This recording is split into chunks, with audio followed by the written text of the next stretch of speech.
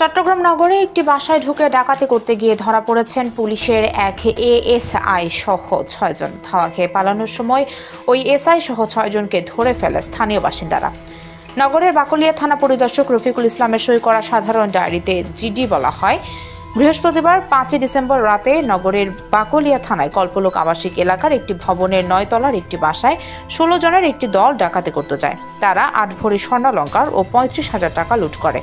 ইতিমধ্যে আশেপাশের লোকজন বিষয়টি জানতে পেরে ডাকাত দলকে ধাওয়া করে। পালিয়ে যাওয়ার সময় ৬ জনকে ধরে ফেলেন স্থানীয় লোকজন। পরে পুলিশ এসে ৬ জনকে থানায় নিয়ে যায়।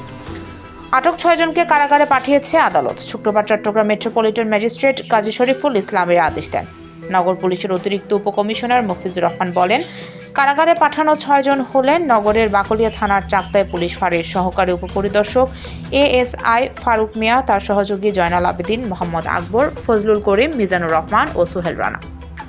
পুলিশ সূত্রে জানা যায়, ঘটনার পর এএসআই ফারুককে সাময়িক বরখাস্ত করা হয়েছে। ৬ আসামিকে আদালতে পাঠানো নথিতে বলা হয়, ঘটনার ভুক্তভোগী ওই বাসার ভাড়াটে মামলা করতে দেরি হয় ৬ জনকে জিডি মূলে আদালতে পাঠানো হয়েছে।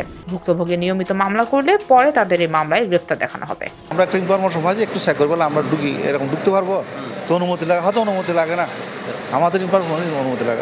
আবার এরকম ঢুকে যখন মহিলারা সিজার রুগীটা আসে ও সার্ভে দিয়েছে খুলে আমাদের ওখানে একটা টাকার বান্ডিল ছিল, ওইটা বলে নিয়ে ফেলছি, নিয়ে হাতে তোমরা দিয়ে দিব, আমরা এখানে চাই।